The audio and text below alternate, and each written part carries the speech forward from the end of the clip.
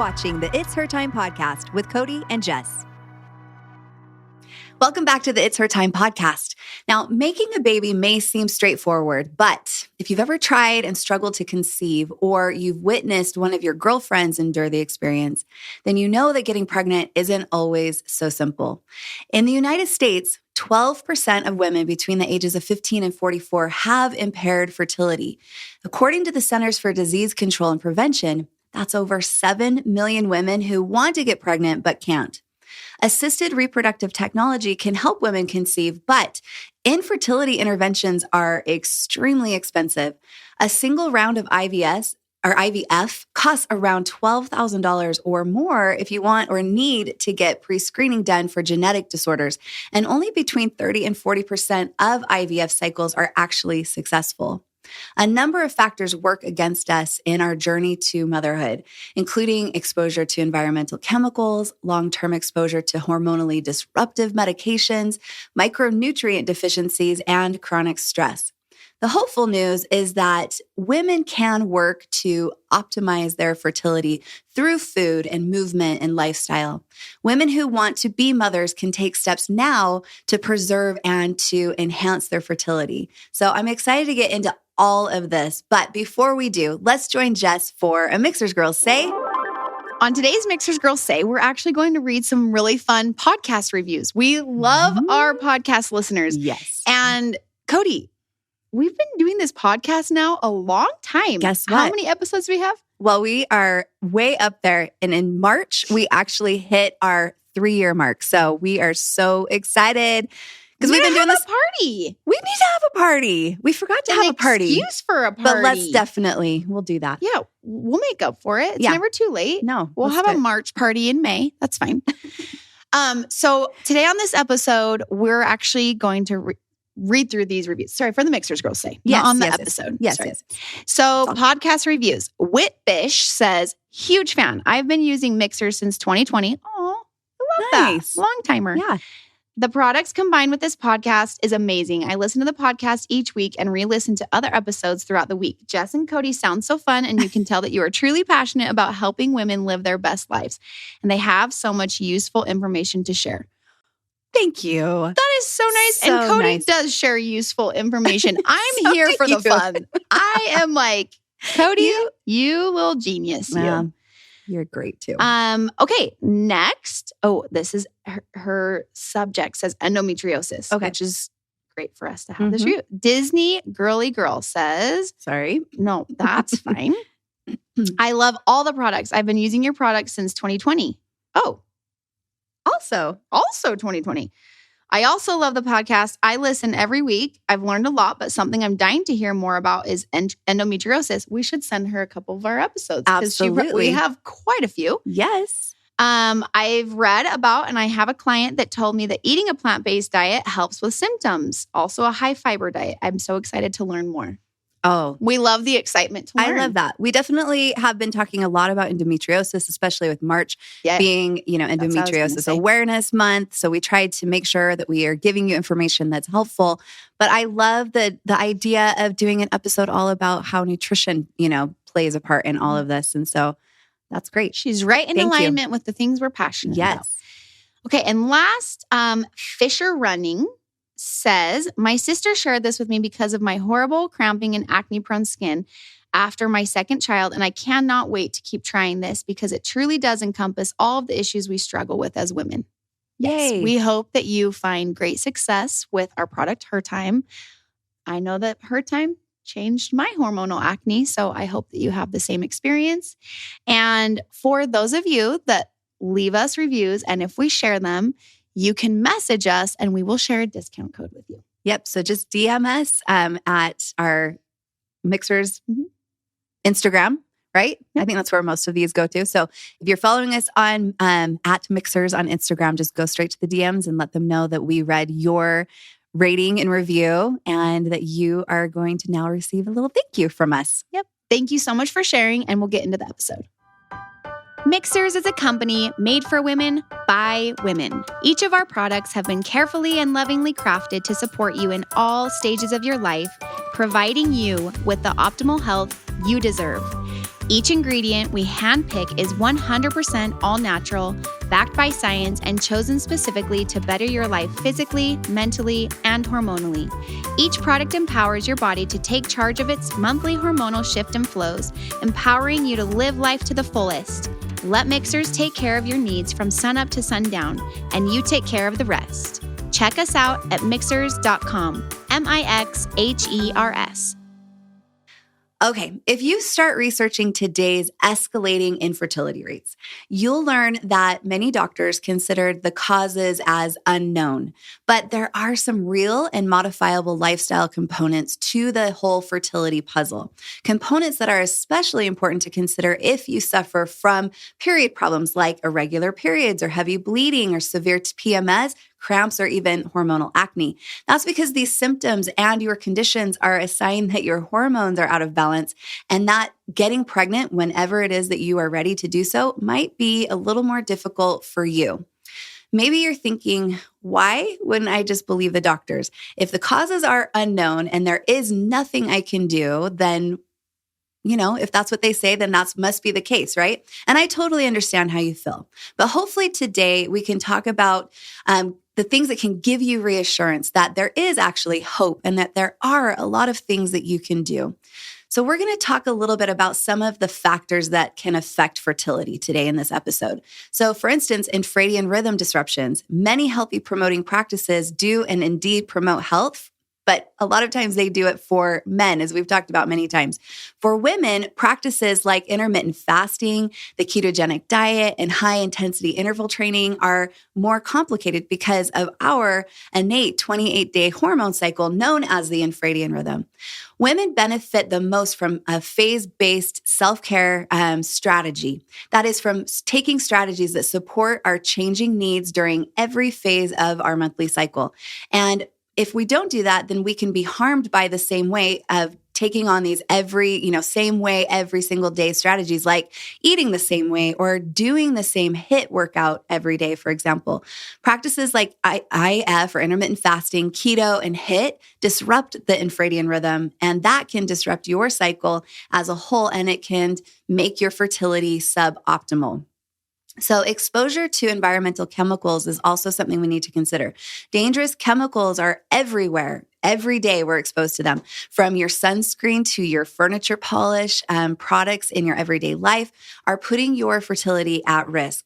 Research has shown that many of the chemicals found in everyday household products are bioaccumulative and they're very toxic. And that just means that once they are in your system, they stay there, allowing for increased free radical damage to happen within your body, which makes you more vulnerable to autoimmune diseases and cancers. And not to mention, it affects your fertility. So also another thing to consider is your history of medication use, like birth control and antibiotics and other common drugs, things like aspirin and ibuprofen. All of these are guilty of totally destroying our microbiome balance, which is absolutely essential for fertility. There's some recent research that suggests that long-term use of the pill or the birth control pill is associated with an increased risk for Crohn's, which is a disease related to microbiome imbalance. There's also the things that are in our food, like pesticides. Now, this isn't a trivial matter because research has been long pointed to a connection between pesticides exposure and our infertility problems. And a study published recently in the Journal of Internal Medicine reports that among women undergoing infertility treatment, eating more fruits and vegetables with high amounts of pesticide residue was associated with a reduced chance of pregnancy and an increased risk of pregnancy loss. So it's important to read those labels and choose organic. The other thing that really affects us, and I know we talk about it a lot in every episode, is our high stress lifestyles. When we're stressed, our bodies don't have any energy to spare to conceive and to grow a healthy baby. We're just trying to keep ourselves afloat, right? So that's something that we need to address as best we can. The other thing is micronutrient deficiencies. Women need robust levels of key micronutrients to conceive and carry a healthy pregnancy, but modern life really does work against optimal micronutrient levels. Factors like stress and drinking caffeine and drinking alcohol, all of these things deplete micronutrients from the body faster than we can actually take these nutrients in through our food. So you can kind of think of them as nutritionally bankrupt diets. And that's another factor that we need to consider, because diets low in fertility boosting foods like avocados and phytonutrient-rich whole plants contribute to suboptimal fertility. So food strategies that we can use for optimal fertility are things like, if you eat, most of us do eat 3 meals a day, if not more sometimes. And that frequency makes food one of the best ways that we can actually support fertility. But one of the things, the strategy we can do is to think of food as medicine that we put into our bodies every couple of hours. And when you know how to support your body nutritionally by eating specific hormone supportive foods in a phase-based pattern, you can medicate for optimal fertility. So I want to share some specific food strategies that I recommend for women hoping to conceive either now or if it's down the road in the future, either naturally or even with reproductive technology. So I always emphasize healthy, high-quality sources of fat. Monounsaturated and polyunsaturated fat, which are the kind of fats that are found in foods like avocados, nuts, seeds, and small like oily fish like anchovies and sardines. They help to reduce inflammation and they stabilize our blood sugar really well, which are both two conditions that are important for fertility. And if you haven't done so already, I would say absolutely read your labels and say no to all trans fats, because these sneaky little devils drive up inflammation in a big way. I also suggest that you opt for complex carbs, but I don't say don't eat carbs. High or mismanaged blood sugar has been associated in the scientific literature with ovulatory infertility. So fertility-focused eating should emphasize complex carbs that take time to be digested, which keeps our blood sugar more stable. So think things like non-starchy vegetables, whole fruits. Beans are great, but don't cut out all carbs altogether, because a very low or no carb diet can actually make your body think that there's not enough food in the environment, and it can trigger a survival mode. And when the body is in survival mode, it deprioritizes non-essential functions like getting pregnant.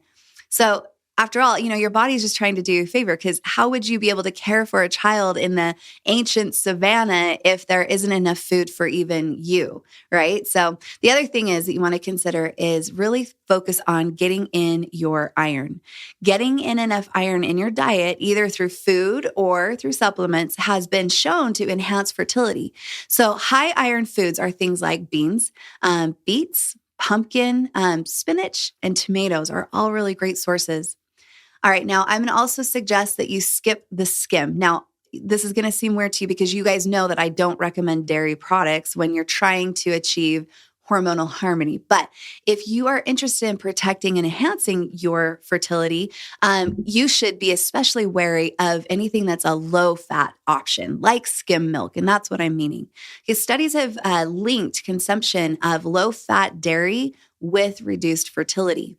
So if you are somebody that actually can tolerate dairy and you allow yourself just a little bit here and there, then just make sure that it is of the full fat variety. That's going to be your best option. The other thing is, I know this makes us unhappy, but I'm going to say skip the soda, because studies show that soda drinkers have reduced fecundity, which is a new word I know. And that just means that it's a woman's physiological potential to get pregnant. So there's fertility and fecundity. The other thing is skip coffee. Whether or not caffeine or coffee inhibits your chance of getting pregnant, I know this is a super widely debated, topic in the scientific community. There's some research that suggests that it does, and other research that suggests that it has no effect at all. Research does show a link, though, between coffee consumption and not being able to carry a child to full term. So I say just don't risk it. That's the best option there. The other thing, like I mentioned before, is buy organic. I get it. Going organic isn't always the most cheap option, but the Environmental Working Group has made organic shopping a lot easier and much more accessible for all of us with their Dirty Dozen and their Clean 15 lists. So what I say is just avoid eating non-organic foods on that Dirty Dozen list as often as you possibly can. But you can save money by being less restrictive with the Clean 15 list of fruits and vegetables. All right, so let's talk about the foods that you should be eating now if you are ready to start making a baby. So if you are already to the point where you want to conceive, and it is absolutely critical that you integrate nourishing, micronutrient rich foods. I would say that you should start adding these essentials to your daily diet as soon as you possibly can. Avocado, you want to be eating an avocado a day, honestly, when you're trying to conceive. Researchers from the Harvard School of Public Health discovered that avocados, which are my favorite food, contain the best kind of monounsaturated fat and the least saturated fat, making them the ideal food for boosting the health of your eggs. I love avocados for breakfast and as a snack. Another food that you can be implementing is royal jelly. A 2007 Japanese study discovered that royal jelly is similar to a phytoestrogen and contains properties that might support healthy uterine muscles and lining.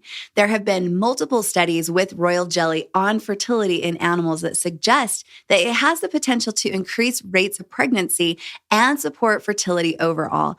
And I love making a royal jelly smoothie that's rich in folic acid and zinc. You don't even taste it. Turmeric is another great food that you want to start adding in. There are certain spices like turmeric that help to improve circulation to all organs, including the uterus and our ovaries. The better the blood is flowing, the more oxygen that is present, and that's better for the health of our ovaries and our uterus, and it helps to improve our fertility. Because turmeric increases blood flow to the uterus, it can also help with regulation of periods, and it can support development of our healthy periods in general. Another great spice is cinnamon. It's a spice that helps to slow down the speed at which our stomach empties after we've eaten a meal. So helping to stabilize our blood sugar and support regular ovulation is super important. You can get more of the spice, the cinnamon, into your day by just sprinkling it, here and there in your foods, like on your smoothie or on a non-caffeinated latte at breakfast, or adding fresh cinnamon sticks to hot water is really delicious for a refreshing drink. The other types of food that I would recommend are your leafy greens, okay? Magnesium is such a vital nutrient for optimizing fertility, and dark leafy greens like spinach and chard have the highest level of magnesium of any foods, which is why I think it's a great idea to have a side of them with almost every meal. I like to saute them with a little coconut oil, and that's the best and yummiest way that I enjoy them. But just 1 cup of these leafy greens can give you half your daily requirement needed. The other food that's really great to help with fertility is egg yolks, because eggs are the perfect protein for women especially. And despite the myths that we've all heard that they, raise our cholesterol, they don't. Actually, it's sugar that raises our cholesterol. So you want to try to, eat your eggs either poached or soft boiled. And what that does is that helps to preserve the vitamin D and the B6 content that's in them, which also then helps to It helps to optimize progesterone production. Let's also, though, talk about some lifestyle strategies for optimal fertility, because making small but powerful lifestyle shifts are just as important when it comes to building optimal fertility. So I would start by taking some of these steps. So what I'm going to suggest is that we get really real with our period. So learning about and really getting in tune with our 28-day hormone cycle, which is also known as our infradian rhythm, is one of the foundations of optimal fertility. Simply getting pregnant isn't possible unless you understand what your period is all about and you understand each unique phase in your cycle. I'm going to recommend that you use the Mixers app to track your infradian rhythm, and then this will help you to deepen your understanding of each of your phases. And you can learn so much from even things like the color, the texture, and the volume of your bleed and the symptoms that you're experiencing. So track it all on the Mixers app, and we've made it possible for you to do that. The other thing is I'm going to say, go green. Replace your chemical-laden cleaning supplies. That's a good step. Your beauty products, and replace them with hormone-friendly types of products, because they're out there and they work great and they're good for your health and your fertility. The other thing is if you are trying to get pregnant, you want to try to quit the pill as soon as you possibly can. In fact, do it immediately. If you want to get pregnant soon, you have to quit the pill as soon as possible for obvious reasons. And if you want to get pregnant in the future, I still encourage you to come off of the pill now. The pill has long-term health consequences for reproductive health, damaging the gut microbiome and suppressing symptoms of hormone imbalances that can interfere with fertility if left untreated are just some of the ways that it affects us long-term. Taking the pill can leave you also susceptible to synthetic birth control syndrome, which is a collection of symptoms that crops up because the pill has been acting like a Band-Aid, suppressing the symptoms, the original symptoms that probably convinced your doctor to put you on the pill in the first place.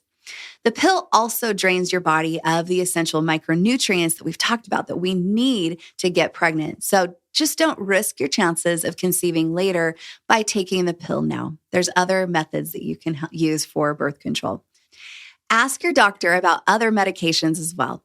A study published in the American Journal of Obstetrics and Gynecology found a correlation between the use of antidepressants and infertility. Women currently using antidepressant medications were shown to have difficulty conceiving naturally when compared to women not using antidepressants. If you currently take antidepressants, do not take yourself off them without consulting your doctor. There can be serious withdrawal side effects. But if you're interested in the connection between antidepressants and fertility and what that means for you going forward, work with a trusted, licensed healthcare practitioner to make decisions going forward. All right, there are 3 missing pieces of the fertility puzzle that I also have to mention because you can do everything right when it comes to food and lifestyle, but still be missing some key components of the fertility puzzle. Now, the first one is make lifestyle changes, yes, but don't overstress about them because you can build optimal fertility with food and lifestyle changes. But if trying to get every single detail of every meal and every lifestyle tweak just right, just perfect, that can start adding stress to your life, then it can actually work against your fertility goals. Too much stress interferes with ovulation. So work to make changes and do your best, but be okay with imperfection and try not to overthink the process. Take stress reduction seriously and make sleep and regular hormone supportive movement a priority every single day, but don't stress about it. The second thing is, even if you don't plan to get pregnant for many years, take fertility seriously today. Getting pregnant is much easier if you prepare your body for conception beforehand, and the more time you have to prepare, the more successful you will be. Preparing for pregnancy is about more than knowing the right day to have sex, although of course that plays a part, but focusing on giving yourself time to supercharge your body with food and supplements to make sure that your hormones and your ovulation and your microbiome and more are all where they need to be. The third piece of the puzzle is to engage your maternal energy for self-care now. You can embrace some of the responsibilities of motherhood way ahead of actually being a mother. This may shift some of your priorities and goals, and you might decide to start saying no to things that are like a drain to your energy and your vitality. But be dedicated to self-care practices. Doing this is about being at your healthiest, your most fertile, your most able to get pregnant state. But it also is about being really, truly, utterly ready for pregnancy and for motherhood. This is not always an easy thing to do. I do get that. But a few months before you want to conceive, what you want to do is cut down on extra commitments that are not absolutely necessary. And you want to do what is optimal for your fertility and for your future child. All right. I hope this has been super helpful. I really appreciate you guys tuning in. There's so much that we could go more into this, but hopefully this gives you a good base of understanding of what we can do to support our fertility. I hope this episode gave you some good guidance and some hope. If you enjoyed this episode, of course, please share it with the girls in your life. It really is about each of us supporting and helping each other to be our most healthy selves. Learning more about our health and our female bodies and the nutrition and lifestyle strategies that we can implement really helps to empower all of us to make the biggest impact for good on the world. So let's do it. Share this episode with the girls in your life because sharing is caring. Now, we are going to be back again next week for another amazing chat, and I hope that you're going to be here joining me. Every Tuesday, the It's Her Time podcast shows up on all of your favorite podcast platforms and on YouTube. So like, subscribe, and leave a comment or a review. We'd love to connect with you. All right, until then, have a very happy and healthy week. Thanks for tuning in.